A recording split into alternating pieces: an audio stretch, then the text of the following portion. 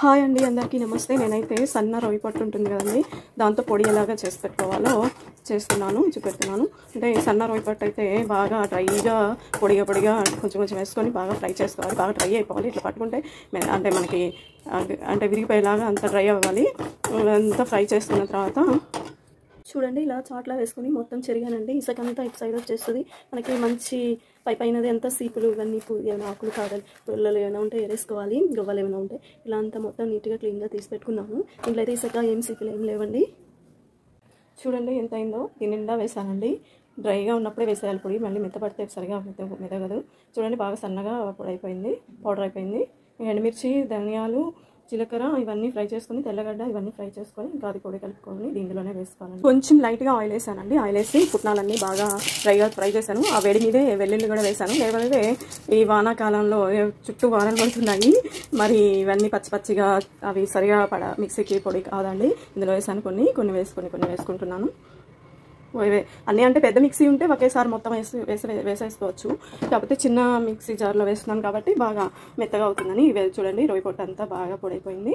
ఇవన్నీ పొడులన్నీ ఇందులోనే కలుపుకోవాలి. మిర్చి అయితే ఆయిల్ పెట్టి ఫ్రై చేసుకోవాలి. ఎండుమిర్చి ఈ పొడికి తగినంత మిర్చి నేను ఆయిల్ వేసి ఫ్రై చేసుకుంటున్నాను. అందులోనే ధనియాలు 1 స్పూను, ఒక హాఫ్ స్పూన్ కంటే తక్కువ మెంతులు, హాఫ్ స్పూన్ జీలకర్ర, పిడికడి కరేపాకు, కడిగి ఆరబెట్టుకున్న కరేపాకు. సువాసన మంచి టేస్ట్ ఉంటుందండి. ఇవన్నీ బాగా డ్రైగా అయిపోయిన తర్వాత ఈ పొడి చేసుకొని అందులో కలుపుకోవడమే. తెల్లగడ్డ పొడి వేసినప్పుడే మంచి స్మెల్తో అదిరిపోతుందండి. గల్లుప్పు వేసుకుంటే బాగుంటుంది. మా పిల్లలకి ఇవంటే చాలా ఇష్టం అండి. రొయ్య పొట్టు పొడి, రొయ్యల కర్రీలు ఇవన్నీ. ఎండుమిర్చి మొత్తం చల్లిన తర్వాత ఇందులో పొడి వేసుకుంటున్నాను. పొడి వేసుకొని ఇందులో కలుపుకోవడమే. ఇందులోనే గల్లుపు, మిర్చి, కరివేపాకు ఇవన్నీ ట్రై చేసిన పొడంతా ఇందులో కలిపేస్తున్నాను. మెత్తగా వేసేసానండి పౌడర్. చూడండి, ఇప్పుడు మొత్తం కలిపేసుకొని బాగా కాసేపు మూత పెట్టేసి తర్వాత వేడి తగ్గిన తర్వాత, అంటే వేడిగా ఉంటే మాత్రం చెమట ఇది నెమ్మొస్తుందండి, మూత పెట్టకూడదు. కాకపోతే చల్లగా ఉంది కాబట్టి కాస్త ఇదంతా పట్టేలాగా ఉప్పు అవన్నీ సరిపోయా లేదా అనేది ఒక 10 మినిట్ ఇలాగే పెట్టేసి ఉప్పు సరిపోయింది అనిపించినప్పుడు మనం స్టోర్ చేసి పెట్టుకోవచ్చు బాటిల్లో. లేదంటే కొంచెం ఉప్పు కలుపుకోవాలి. తర్వాత మనం స్టోర్ చేసే ముందు చూసుకోవాలి. 10 నిమిషాలు ఇట్లా బాగా పట్టించి కలిపి పెట్టేసుకుంటే ఇంక ఉప్పు సరిపోయిందో లేదో మనకి తెలుస్తుంది. తర్వాత స్టోర్ చేసుకోవచ్చు. చాలా టేస్టీ, సువాసన అయితే మంచి స్మెల్ వస్తుందండి. Okay, thank you.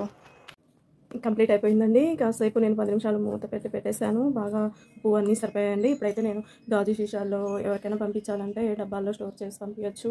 ఇట్లా వేసానండి. చాలా టేస్టీగా మంచి సువాసనతో, హెల్దీ కూడా అండి ఇది. అంటే అన్నీ ప్రోటీన్స్వే ఉన్నాయి. కరివేపాకు అన్నీ మంచిదే కదండి. దాంట్లో వేసిన అన్నీ కూడా చాలా హెల్దీ అండి, మంచి ప్రోటీన్తో. మనం అంటే నేనైతే ఇది మా అమ్మ వాళ్ళు వేరేగా చేస్తారు. వాళ్ళు చేసేది అంటే వాళ్ళు చేసే విధానం వేరు. నేను ఓన్గా చేశానండి. ఇదైతే చాలా టేస్టీగా, చాలా మంచి రుచి ఉంది. ఇంత రుచిగా ఉందంటే చెప్పలేను. అలా స్మెల్తోనే గబగబా తినేద్దామా అని ఎంత టేస్టీగా ఉందండి. Okay, thank you.